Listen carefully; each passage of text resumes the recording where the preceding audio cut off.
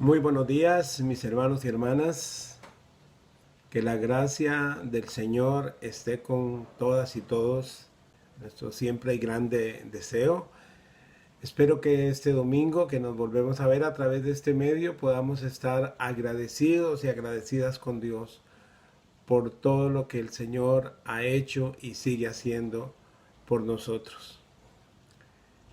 Nos estamos acercando ya a las posibilidades de soluciones para nuestra crisis sanitaria y cada día debemos tener más preparado nuestro corazón, nuestra mente para podernos reencontrar y ir paulatinamente acercándonos a volver a darle el espíritu de comunidad que nosotros siempre hemos tenido. Gracias porque el Señor ha caminado con nosotros esta crisis, nos ha fortalecido, nos ha alimentado y aquí estamos, sobreviviendo por la gracia del Señor y motivados para el reencuentro de nuevo con la comunidad.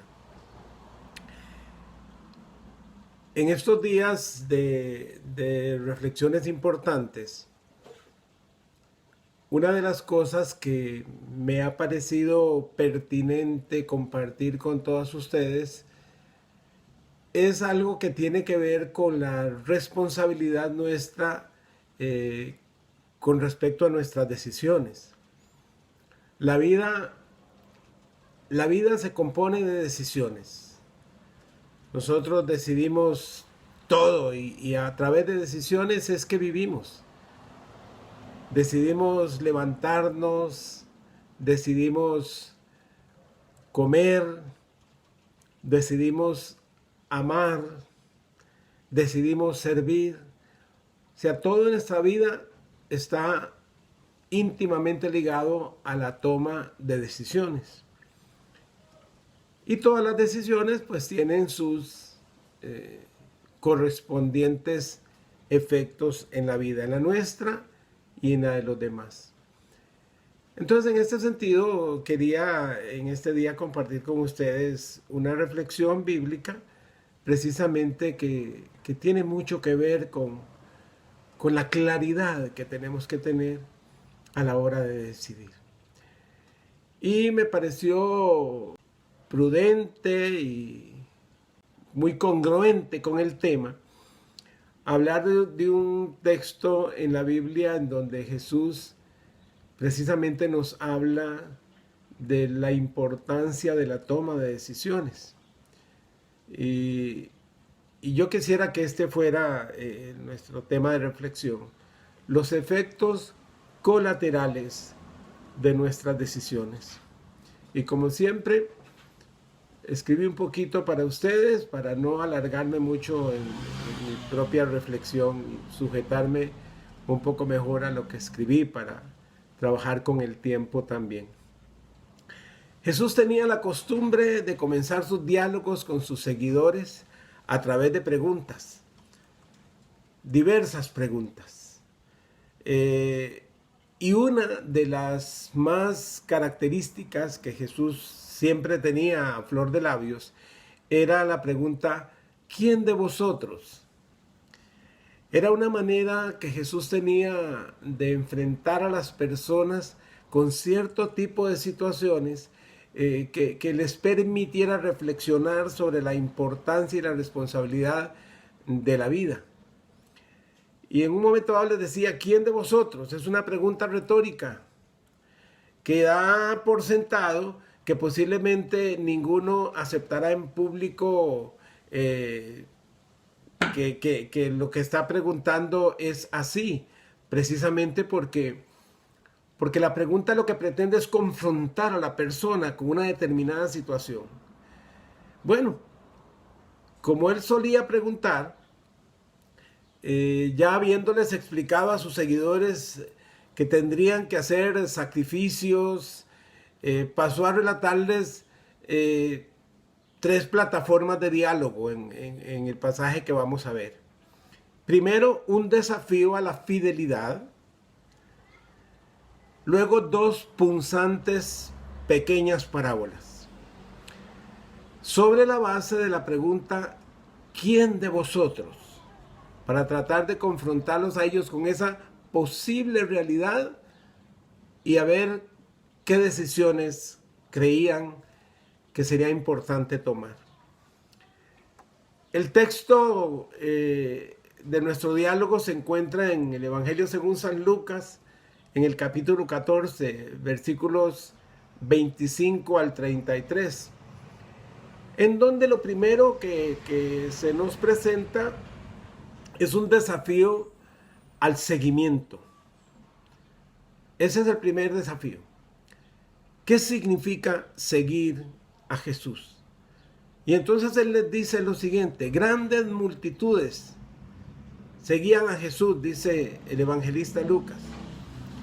Y él se volvió y les dijo: si alguno viene a mí y no sacrifica el amor a su padre y a su madre, a su esposa y a sus hijos, a sus hermanos y sus hermanas y aún a su propia vida, no puede ser mi discípulo.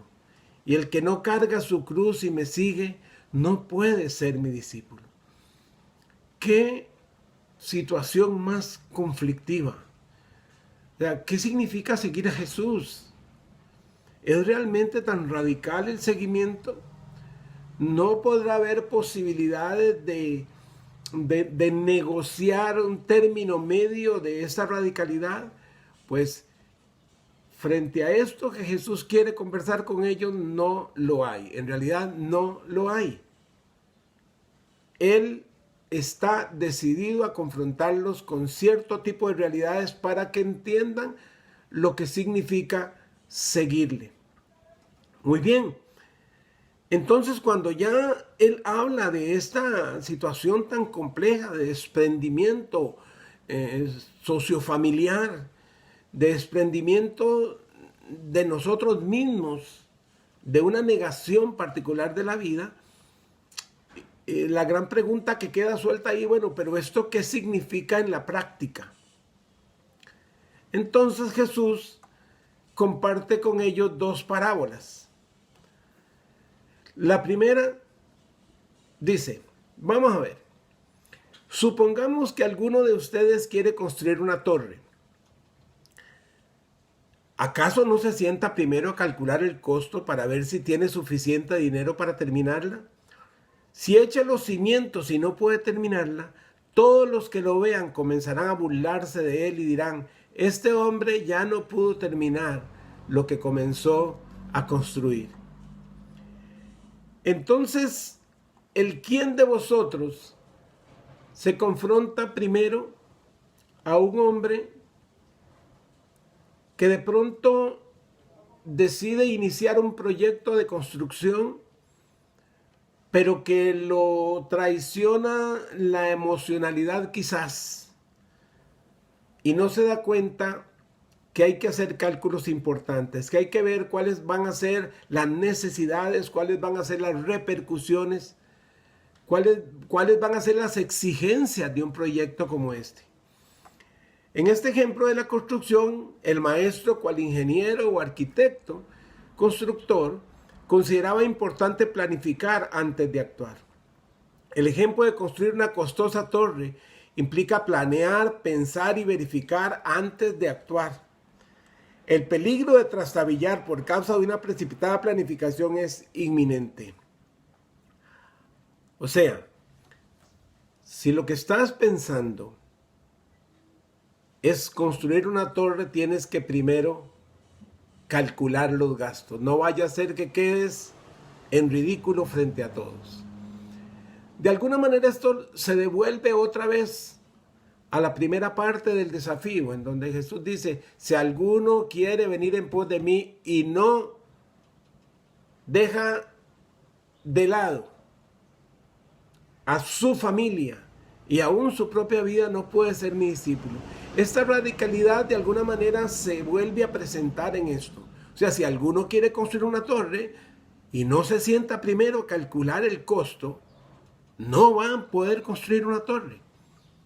O sea, seguir a Jesús implica pensar en ese momento la decisión. No vaya a ser que uno comienza emocionalmente a seguir a Jesús Y cuando la vida se pone difícil, entonces ya abandonamos el asunto porque no es lo que habíamos pensado que era.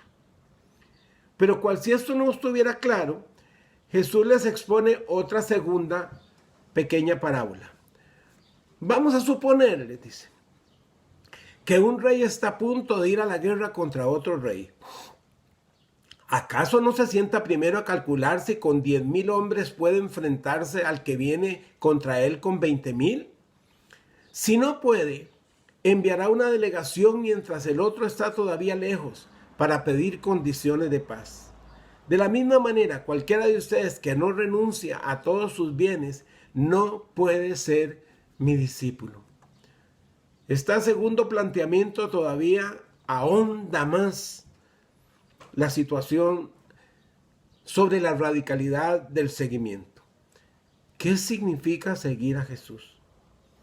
Significa que debo pensarlo muy bien primero. No puede ser una decisión emocional ni visceral. No puede ser una situación de un momento, sino que tengo que medir bien qué es lo que quiero, a quién quiero, qué busco con mi decisión y en qué capacidad estoy de permanecer en ella, cueste lo que cueste. En este ejemplo de la guerra contra un ejército superior, quizás lo que Jesús quería que aprendieran es por qué lanzarse a una guerra visceral sin planificación alguna y poner en peligro a toda una nación. Si tal vez el conflicto se pueda solucionar por otros medios no violentos. Podría poner en riesgo la vida de los soldados del ejército, según el ejemplo, y perturbar la paz y la cotidianidad de toda la nación. ¿Por qué no pensarlo bien?, les dice Jesús. Para hacer algo antes de tomar una decisión que luego tenga un costo muy alto. Entonces regresamos de nuevo a la reflexión sobre qué significa seguir a Jesús. Nos encontramos con una reacción que nos invita a tomar decisiones en nuestra vida cotidiana.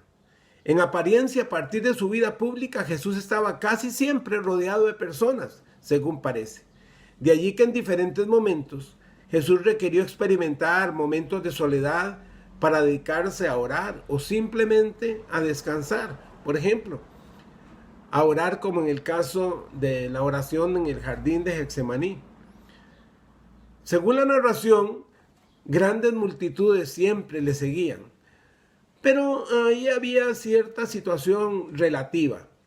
Un porcentaje considerable eran seguidores intermitentes, interesados en recibir soluciones inmediatas a sus problemas cotidianos. Buscar a Jesús por la comida, por ejemplo. Y él muchas veces se los dijo: no me buscáis por la comida que a vida eterna permanece, sino estáis buscando alimento. En realidad eran pocos los verdaderos seguidores y seguidoras permanentes que reconocían a Jesús y sus señales del reino. Lo que Jesús parece plantear es un seguimiento más comprometido con su proyecto. Para Jesús el discipulado debía estar direccionado a lograr un cambio concreto y radical en la sociedad a través del testimonio personal, no a brindar una serie de paliativos circunstanciales al estado de situación de las gentes. La centralidad del mensaje de Jesús era de unidad, perdón, reconciliación, paz, justicia social, verdad y equidad, proclamando las buenas noticias del reino con acciones concretas de misericordia, no de división y distanciamiento entre las personas. En ese sentido, es inverosímil pensar que Jesús se contradijera a sí mismo, que por un lado su proyecto tenía que ver con la unidad, con la justicia, con el perdón, la reconciliación y la paz, y que por otro estuviera planteando una radicalidad tan grande que parece decir: quien me va a seguir tiene que abandonarlo todo. ¿En dónde y cómo surge entonces el conflicto que podría darse con la gente que está cerca de nosotros y a las que aparentemente tenemos que abandonar para seguir a Jesús? La idea principal que está detrás de esas palabras tan fuertes es aborrecer la justicia, el desamor y la falta de misericordia. Aspectos que en la práctica también pueden generar división, no solo en la sociedad, sino aún al interior de nuestra propia familia. Ok, entonces no es que Jesús esté planteando que para seguirle hay que dejar a todo el mundo.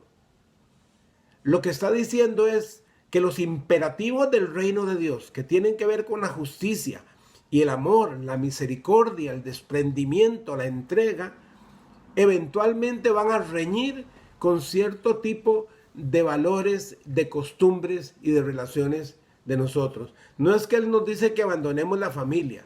Lo que Jesús nos quiere decir es que al seguirle podría ser que eventualmente tengamos diferencias con nuestra familia por la radicalidad del seguimiento.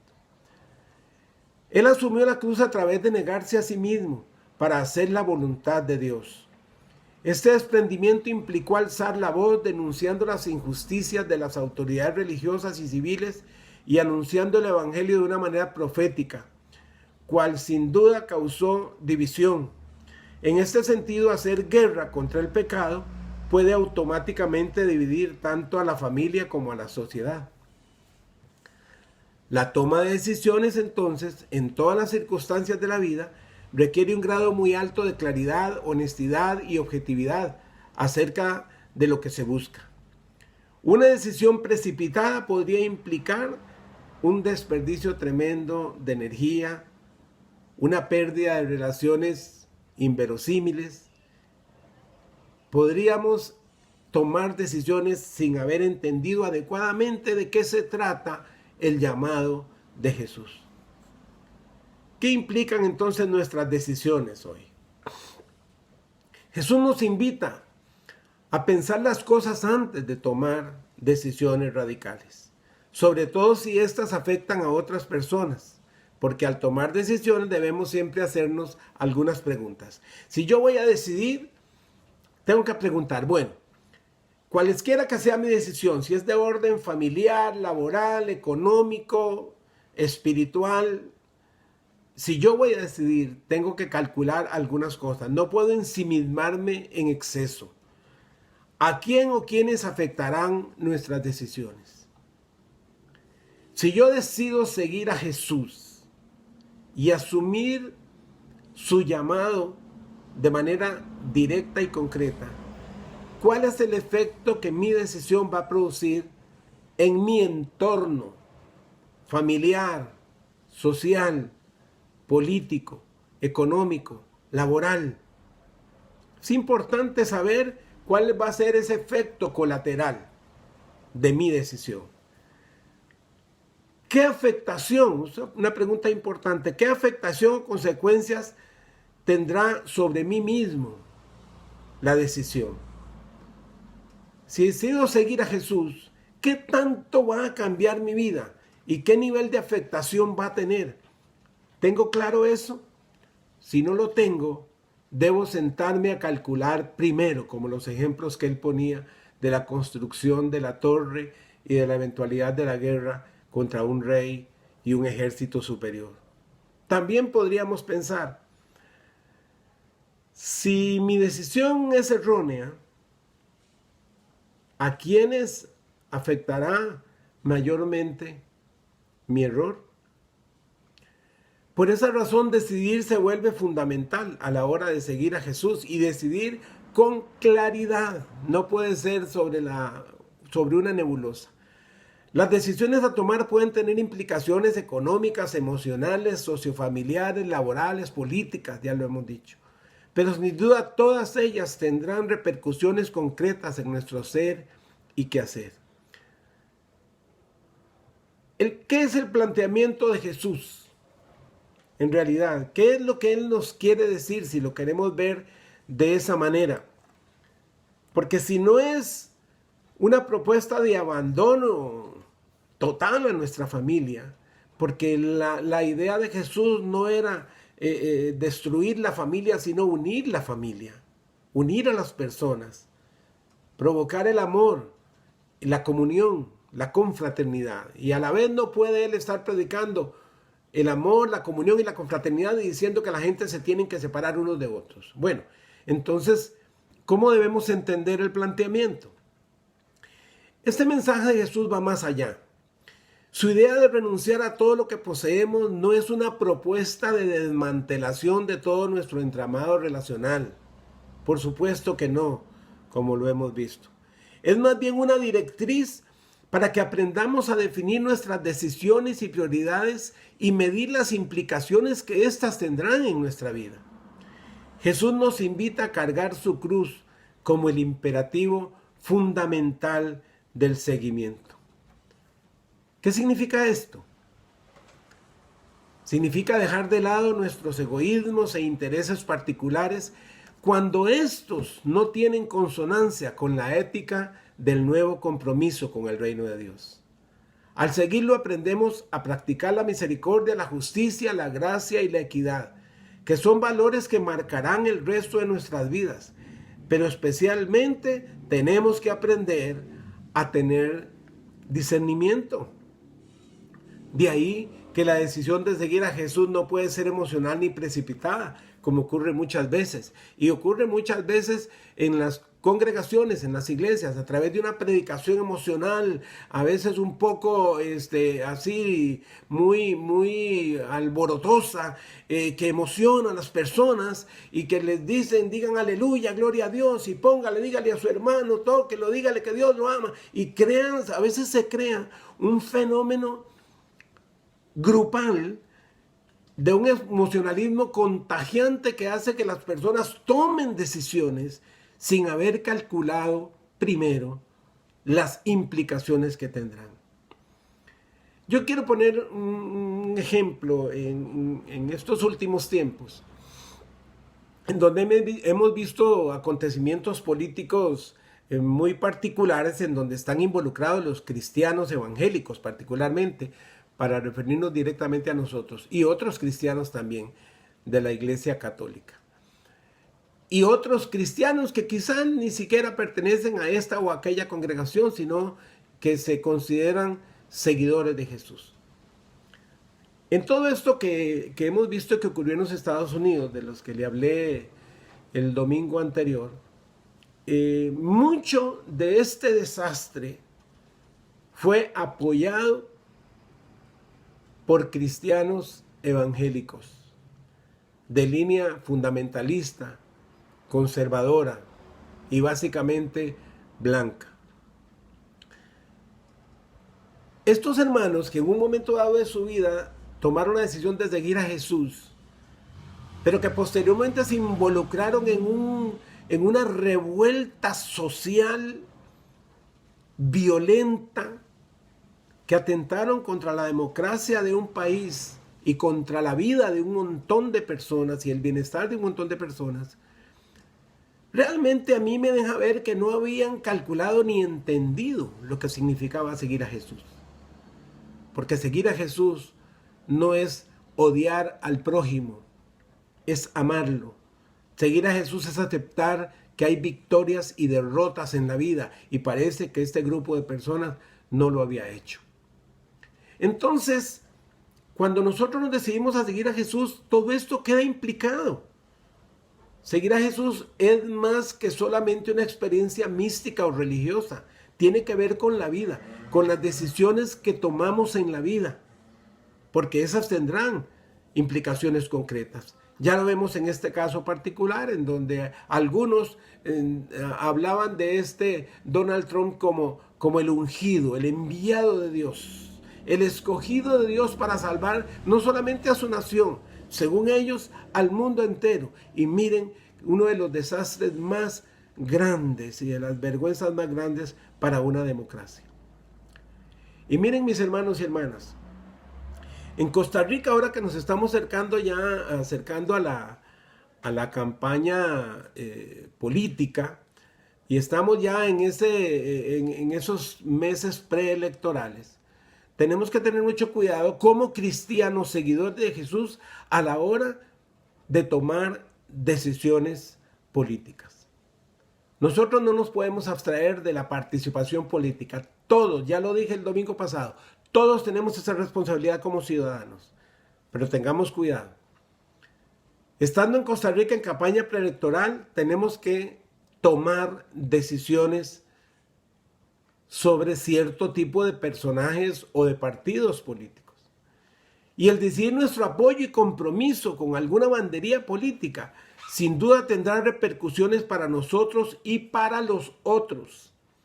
Tenemos que tener cuidado con los partidos políticos que tienen un lenguaje humanista, religioso, un lenguaje de estos que son pragmáticos, que según ellos van a arreglarlo todo con solo el cambio de bandera política. Tenemos que tener cuidado y como cristianos no comprometer nuestro testimonio con cierto tipo de propuestas que están muy lejos de ser lo que realmente el Señor quiere para nosotros. Porque en ese sentido, asumir un compromiso político, si nuestras decisiones son erróneas, las consecuencias vendrán tarde o temprano. Y eso implicará reconocer si nuestros cálculos fueron erróneos y los resultados correspondientes no son convergentes con la justicia del reino de Dios. Tenemos que asumir la responsabilidad. Tenemos que decir, caramba, nos equivocamos. Pensamos que era de esta manera y resultó ser de otra. Y ojalá que cuando tomemos decisiones seamos responsables de apechugar las consecuencias y no vayamos después a comenzar a señalar a ver quién tuvo la culpa, cuando la culpa la hemos tenido siempre nosotros, porque nosotros somos quienes decidimos. Quiero terminar esta reflexión con una cosa muy importante. Seguir a Jesús implica un encaramiento con la sociedad, un encaramiento nuevo con la sociedad. No implica entrar en un sistema de vida intachable, no. Vamos a seguir siendo humanos y como humanos vamos a seguir teniendo defectos y problemas, vamos a cometer muchos errores. Y a veces errores que nos van a doler mucho. Errores que vamos a tener que confrontar con lágrimas y con dolor. Pero bueno, pero seguir a Jesús significa radicalmente asumir el proyecto del reino de Dios a la manera que Jesús lo entendía y lo enseñaba. Porque nosotros no podemos engañar a las personas con una falsa religiosidad.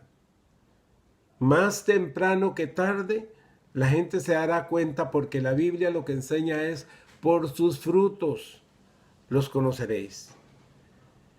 Y en realidad eso es así. Seguir a Jesús implica algo muy, pero muy importante. Y yo quisiera, hermanos, leer un pensamiento muy bonito de el expresidente de los Estados Unidos, Abraham Lincoln. Él decía, se puede engañar a parte del pueblo, parte del tiempo, pero no se puede engañar a todo el pueblo, todo el tiempo. O sea que eventualmente podría ser que nosotros podamos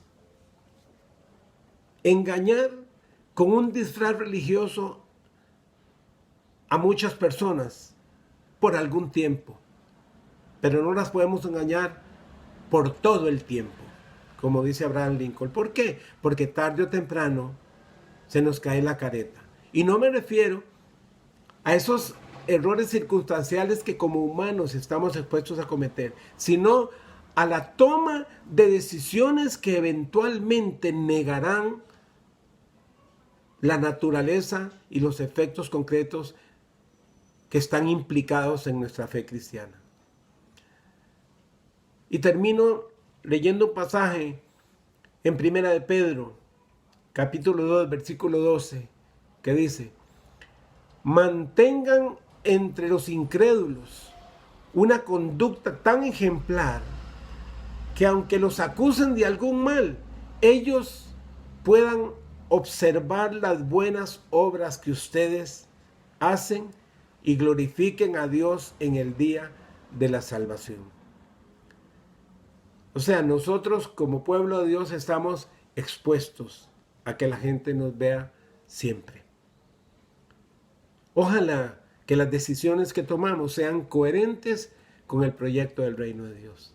Hermanos y hermanas, que Dios les bendiga y nos acercamos cada vez más a la alegría de podernos ver de nuevo en nuestra comunidad de fe.